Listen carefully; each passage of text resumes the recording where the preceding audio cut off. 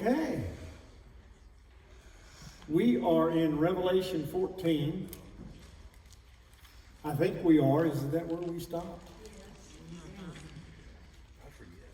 I forget too. Trust me.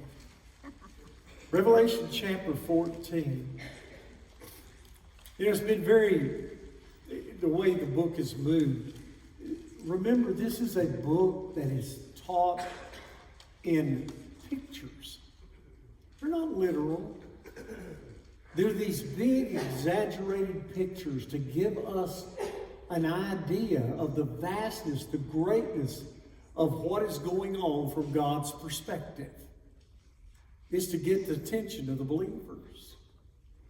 And when you look at all of that, we got to see back in chapter 12, we got to see the encounter between Satan and God and Jesus.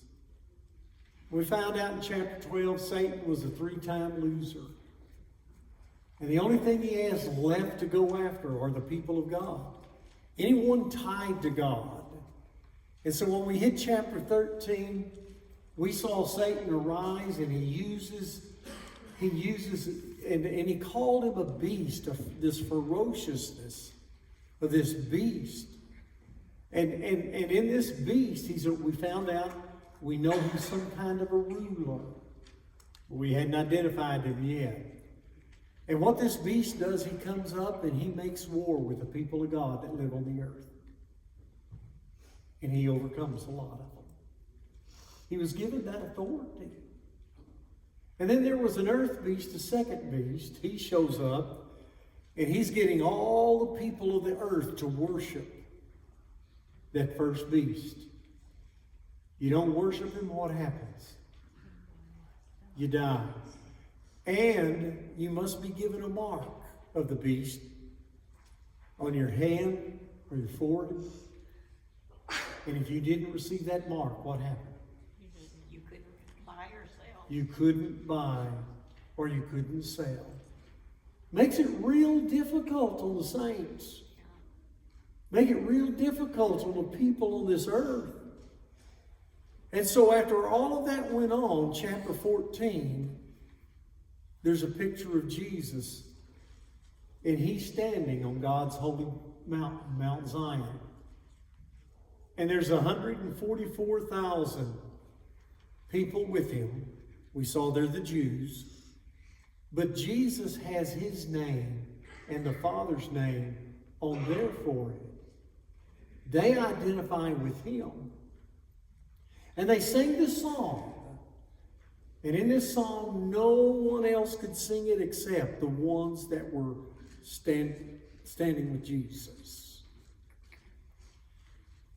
All the others on earth that followed the beast, they're excluded. And then in chapter 14 and verse 6, he tells us, "And I saw another angel flying in mid-heaven, having an eternal gospel to preach to those who live on the earth, and to every nation, tribe, tongue, and people."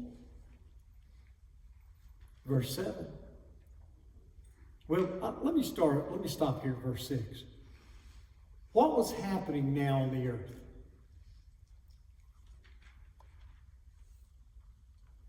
Here's this angel flying in mid-heaven. What was happening?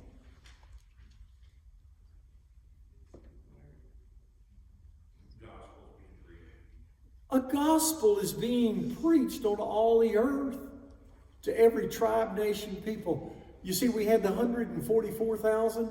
Now there's a gospel being preached, and who's it going to include? The Gentile, yes. It's going to include the Gentile.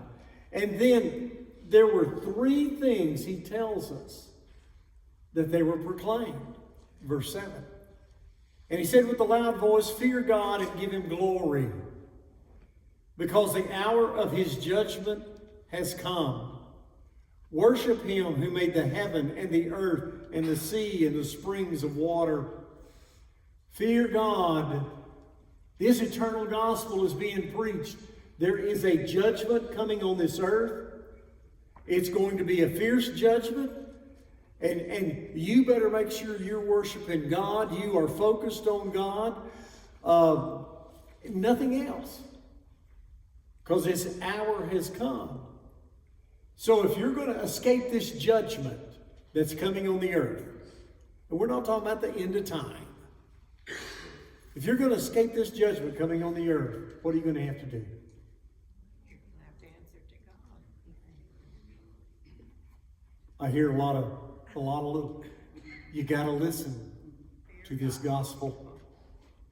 This is your only escape from an eternal judgment. Okay? Then he says the second one, verse 8. And another angel, the second one followed, saying, Fallen, fallen is Babylon the Great.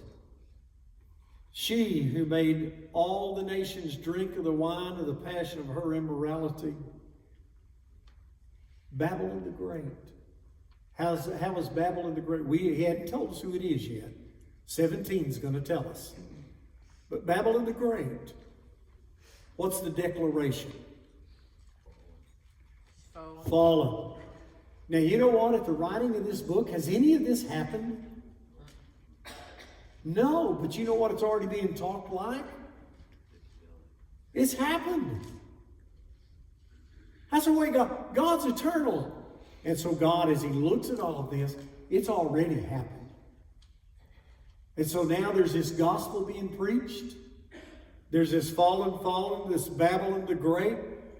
And whoever Babylon the Great is, what has been her influence on the earth? Made all the nations drunk with her immorality. You see how nations affect others? We can see that. And then there's a third declaration. Verse 9. Then another angel, a third one, followed them, saying with a loud voice, If anyone worships the beast in his image, and receives a mark on his forehead or on his hand, he also will drink of the wine of the wrath of God, which is mixed in full strength in the cup of his anger. And he will be tormented with fire and brimstone in the presence of the holy angels and in the presence of the Lamb. Verse 11. And the smoke of their torment goes up forever and ever. They have no rest day and night.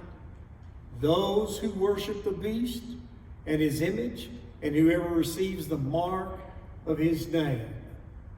What's the message? Yes, Brian. Yes. You worship the beast, you're going to drink the wrath of God's fury.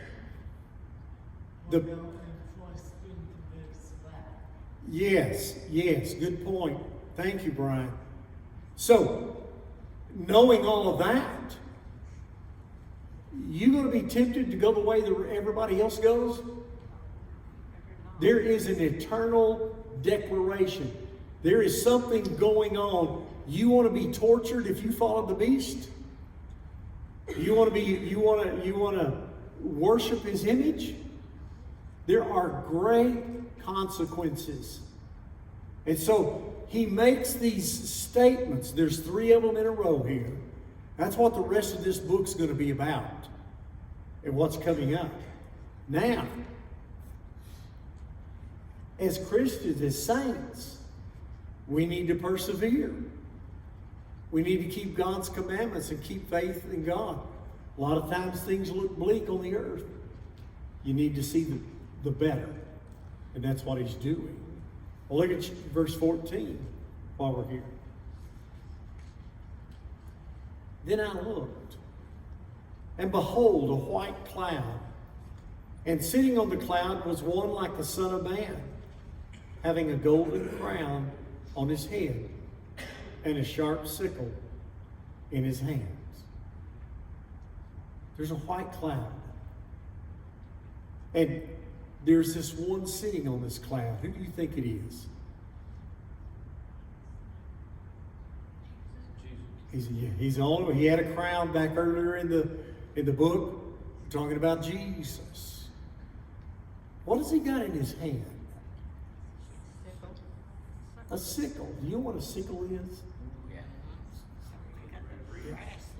It's not a tricycle. No. Yes. It has a big curve, and they use it when they would cut the wheat and things. Super sharp. I remember my grandparents having one. I'll tell you what, you cut your finger in no time with one of those. You know. But he's sitting on a cloud. That's not unusual. And just give you a couple of ideas. Isaiah chapter 19, verse 1, he talks about God is coming on a swift cloud. He's bringing judgment against Egypt. There's an illustration. Psalm 104, verse 3, he speaks about the clouds are his chariot. So that's not an unusual language to be using. But he's trying to get you to see a picture. And here's this one Jesus, like a son of man. That's why we know it's Jesus. And he's got this sharp sickle. So what's he indicating? Something's about to be reaped. Verse 15. And another angel came out of the temple, crying out with a loud voice to him who sat on the cloud, "Put in your sickle and reap. For the hour to reap has come, because the harvest of the earth is ripe." Then he who sat on the cloud swung his sickle over the earth, and the earth was reaped. What hour is it?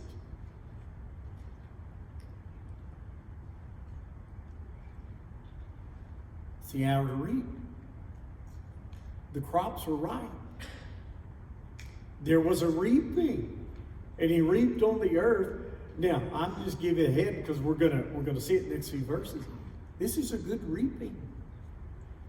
These are the saints. These are the ones that have held to God all the way through. And I want you to know, Lord knows the difference. You and I may not can tell much about people at times. Lord knows the difference. He's not going to get anybody mixed up. And so the harvest is ripe. He put in his sickle and reaped. And here we go, verse 16.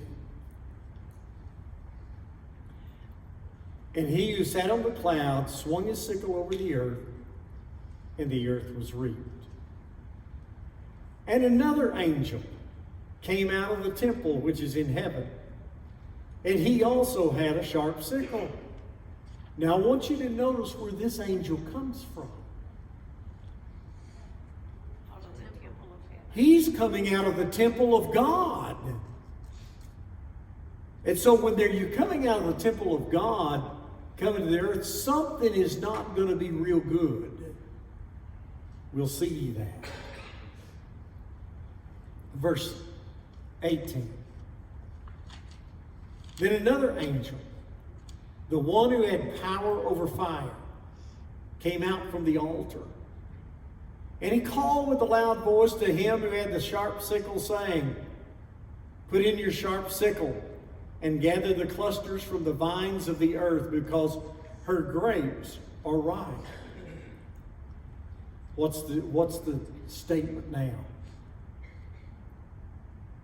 First off, this angel's over what? He's over fire.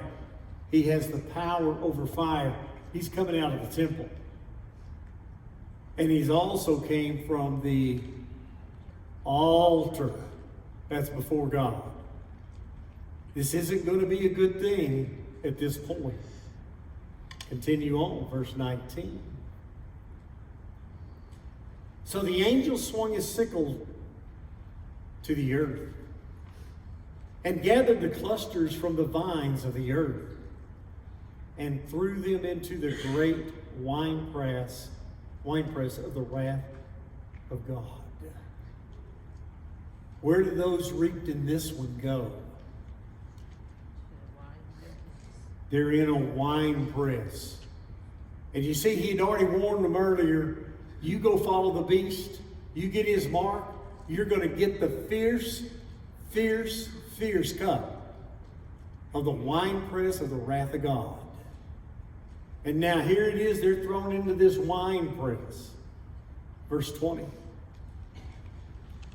And the winepress was trodden outside the city, and the blood came out from the winepress up to the horses' bridles for a distance of 200 miles. What's the picture? That's a lot of blood. What's the picture? He has gathered the evil. I mean, how much blood is coming out from this reaping of the earth? I don't know, a horse's bridle? What do you think, horse's bridle? 6 feet? Depends on the type. Depending on what kind of horse. Go for it, just normal, average. Some of you are, Even if it's only 5. yeah, that's it. Yeah, not talking about a Shetland pony. Okay. But you think that just a normal horse, the bridle up here, is probably going to be around 6 feet. Can you imagine that the blood that has come out of treading under this is 200 miles up to the bridle of a horse? That's a lot. That'd be like filling up from here over past St. Louis. That's a lot of evil. That's a lot of evil. But you know what? What's the picture? What's he trying to do? Cleanse. You better not take the mark of this beast, because you don't want to be in the second reaping. You want to be in the first. And the second reaping, it is going to press it so hard in the vat. You know, they had these wine vats that they would work in. They would be one below another. And they would put whatever, you know, the grapes or whatever was in them. And they would allow animals to walk on the top of them. And there was a channel that came out. And it went and it filled the second wine vat of the things that came out. Sometimes they would use a big boulder. And that boulder would just be pulled around till it squeezed everything out of it. So the picture is, here's this reaper. Got it? They're all thrown into this wine press. And now they're being pressed down. There's nothing left. The blood, there is no blood left in the people. And what a horrid thought. And that's why it's exaggerated, trying to get us to see the significance. This is not good. You want to take the mark of the beast? You want to follow what everybody else follows? What are you learning? If you do, you're going to die sinfully. Okay, hand up. You're not going to escape this. It's going to be noticed by anybody that's close to the proximity of this world. No escape, is there? Not any at all. Go back some time and take Isaiah 63, just to read through it. And there's a picture of the Lord trampling the winepress. And as he tramples the winepress, the Lord, his garments were white, but now they're covered with blood. There's so much blood from his trampling. Just as something on the side. So, if you take the mark of the beast, what's your chances of escaping? You know what? Jesus is revealing all of this to his bondservants. It's going to get tough. It's going to get tough in life. You better be deciding right now who you're going to stand. You're going to stand with the Lord and his gospel? Or are you going to stand with everybody around you? Because the majority don't make it. Well, let's keep going. Chapter 15, verse 1.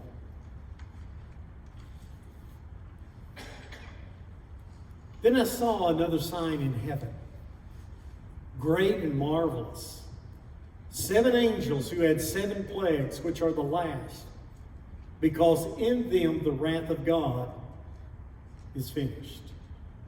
Now what's coming? Yeah, there's 7 plagues. I mean, we started with 7 seals. And you got to the 7th seal, and it brought out 7 trumpets for warnings. And you got past now the 7th warning, and now we got 7 bowls or 7 plagues of God's wrath. This is going to complete the whole cycle of what's been going on. We're going to get those next. So, verse 2. And I saw something like a sea of glass mixed with fire. And those who had been victorious over the beast and his image and the number of his name, standing on the sea of glass, holding harps to God. Oh, what kind of a picture is that? We don't know any more than that. But at this point, but there's this sea of glass and it's mixed with fire. And they're there. Verse 3.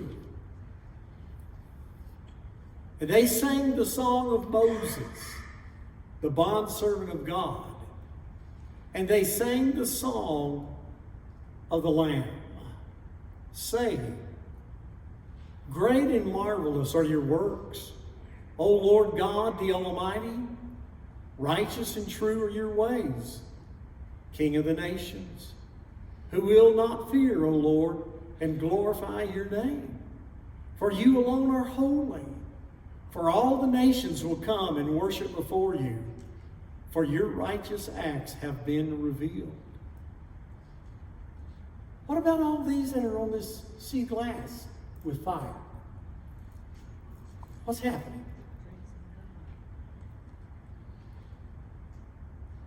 They're singing. But they're singing 2 songs. What's the first one? Song of Moses. What's the second? Why do you think they're singing Song of Moses and Song of the Lamb? Because they've been victorious over the beast. They're victorious over the beast, both Jew and Gentile. That gospel was preached. The 144,000 were before the throne. You know, in Exodus chapter 14, when the Lord displayed his great power over the Egyptians and those plagues that took them down, and finally Pharaoh let them go. Get them out of my sight. In Exodus chapter 15, when they went out into the wilderness, you know what Moses and the nation did? They sang a song. And you need to go back and you need to read it, because it's a song of salvation. Thank you for taking us out of all of that. Thank you for rescuing us from that. Singing should be joyful if you've overcome something. And here they are. There's this sea of glass. You've got this wine press that over 200 miles of all this blood going everywhere. And now there's these that are victorious. They weren't part of that. And now they're singing the song of Moses, and they're singing Song of the Lamb. Jew and Gentile alike. And noticing they're singing. What do? What's their song about? How marvelous God's works are. How marvelous God is, the greatness of God. You're the King of the nations. You stand above everything, and we glorify you. Don't we sing for gratitude for being saved? We should. If it means something to you, it means something to them. Well, let's keep going, verse 4. Or verse 5, excuse me. After these things I looked, and the temple of the tabernacle of the testimony in heaven was open. Now back in chapter 11, we saw the temple of God in heaven opened and the covenant appeared. Now what appears?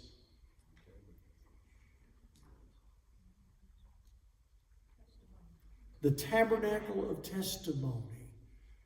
The testimony of God has been given, has been spoken. The ones who overcome are those who hold to the testimony of God. It's been all the way through. And so John calls it the tabernacle of testimony, verse 6. And the 7 angels who had the 7 plagues came out of the temple, clothed in linen, clean and bright, and girded around their chest with golden sashes. Then one of the 4 living creatures gave to the 7 angels 7 golden bowls full of the wrath of God, who lives forever and ever. God said, I'm not done. You think it was bad judgments before? All the way through, God's been trying to get man on earth to repent. And now, guess what? These 7 gold bowls of wrath must be completed before we can go any further. Do you remember? Maybe you do. Number 16. There's a fellow by the name of Korah. Korah, Dathan, and Abiram. Remember what those men did? Especially Korah.